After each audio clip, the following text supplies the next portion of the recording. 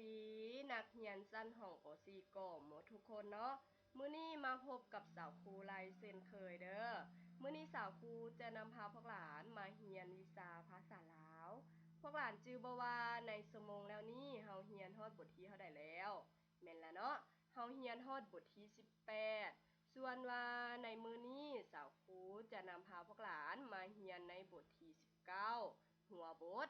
น้ำใจสัตย์ซื่อบริสุทธิ์น้ำใจสัตย์ซื่อบริสุทธิ์หรือว่าความสัตย์ซื่อบริสุทธิ์นี้แม่นคุณสมบัติที่ดีของนักเรียนทุกคนเด้อถ้าเฮาเสื่องเอาสิ่งของที่ว่าตกเหี่ยนั้นก็บ่ต่างหยังกับเฮาลักเอาสิ่งของของคนอื่นเนาะบัดนี้ให้พวกหลานมาสังเกตเบิ่งรูปภาพที่สาวครูเกี่ยมมาเนาะพวกหลานเห็นหยังแน่อยู่ในรูปภาพนี้1แม่นนักเรียนเนาะและครูอาจารย์อยู่ในห้องเรียนบัดนี้ให้พวกหลานสังเกตเบิ่งอันที่ว่ายืนอยู่นี่แม่นท้าวคำใสเนาะท้าวคำใสนี่ลาวเห็นกระเป๋าเงินหน่วยน้อยสีดำๆนี่ตกเหี่ยแล้วเห็นกระเป๋าเงินสีดำๆนี่ตกเหี่ยแล้วเราเอากระเป๋าเงินนี้มาแจ้งให้ครูประจำห้องว่าให้ครูประจำห้องฟังว่าลาวนี่เห็นกระเป๋าเงินตกเหี่ยแม่นบ่ฉะนั้นครูประจำห้องของลาวนี่แม่นได้ประกาศหาเจ้าของกระเป๋าหน่วยน้อยๆนี่แม่นบ่ฉะนั้นครูอาจารย์และหมู่เพื่อนทุกคนนั้นจึงย่องย้อและสมเสยท้าวคำใสว่าเป็นคนที่มีความสัตย์ซื่อบริสุทธิ์เนาะวันนี้ให้พวกหลานมาสังเกตเบิ่งหรือว่ามาเบิ่งเนื้อในบทเรียนที่สาวครูจะอ่านให้พวกหลานฟังเนาะว่าเนื้อในบทเรียนนี้จะเว้าถึงหยังแม่นให้พวกหลานเก็บกำเอาเนื้อในบทเรียนที่สาวครูอ่านให้พวกหลานฟังเนาะเฮามาเบิ่งกันเลย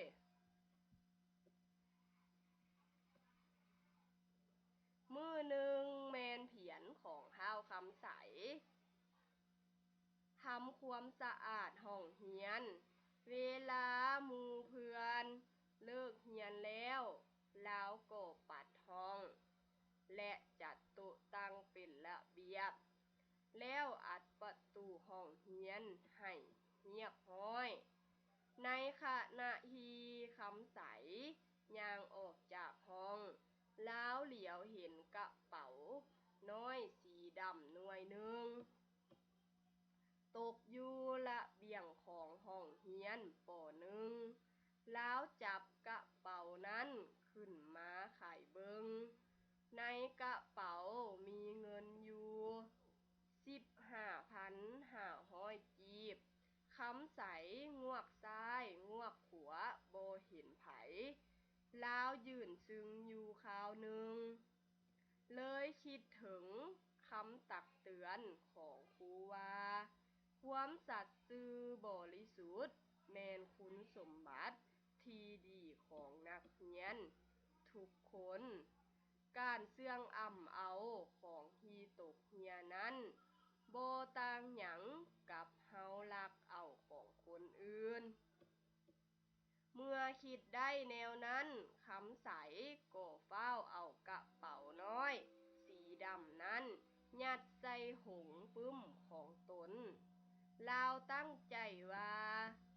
มื้ออื่นเช้าจะเอาไปมอบให้ครูเพื่อซอกหาเจ้าของกระเป๋าหน่วยน้อยนี้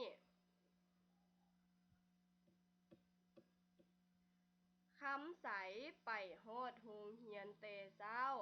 พอครูประจำห้องมาฮอดลาวก็แจ้งและมอบกระเป๋าน้อยสีดำให้นายครูโลดนายครูก็จับกระเป๋าหน่วยนั้นยกขึ้นพร้อมทั้งถามทุกคนว่ากระเป๋าหน่วยนี้บ่แม่นของผู้ใดผู้หนึ่งในห้องนี้บ่ทุกคนตอบว่าบ่หลังจากนั้นครูก็เอาไปมอบให้ผู้อำนวยการโรงเรียนเพื่อให้เพิ่นประกาศหาเจ้าของ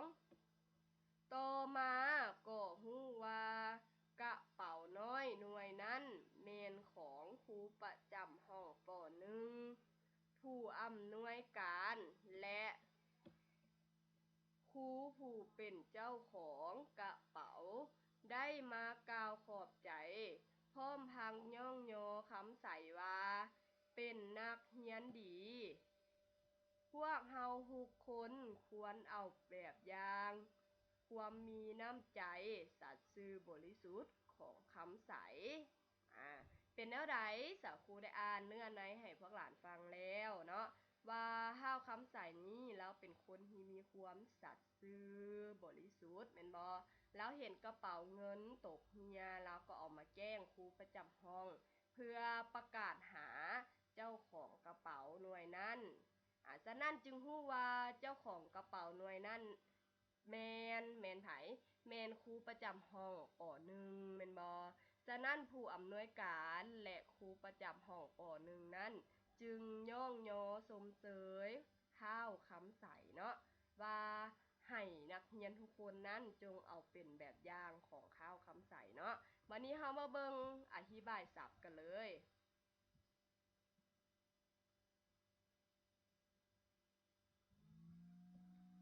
อธิบายศัพท์เพียนหมายถึงรอบเวียนของการเฮ็ดเวียกบริสุทธิ์หมายถึงปลอดใสสะอาดบัดนี้ให้พวกหลานมาเบิ่งคำถามท้ายบทเนาะคำถามท้ายบทบทที่19นี้จะมีอยู่3ข้อเฮามาเบิ่งข้อที่1เลย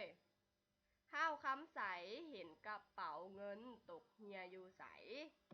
ข้อที่2ห้าวคำใสคิดและเฮ็ดแนวใดเมื่อลาวเก็บกระเป๋าเงินได้ข้อที่3กระเป๋าน้อยหน่วยนั้นเป็นของไผสำหรับ3ข้อนี้แม่นให้พวกหลานจดและตอบใส่ปึ้มเขียนวิชาภาษาลาวเด้อหลังจากนั้นให้พวกหลานถ่ายรูปและส่งมาให้ครูเบิ่งเนาะสำหรับบทเรียนเฮาก็แม่นเบิดเพียงเท่านี้เนาะสุดท้ายนี้สาวครูขอฝากให้พวกหลานจงมีสุขภาพแข็งแรงปราศจากโรคภัยต่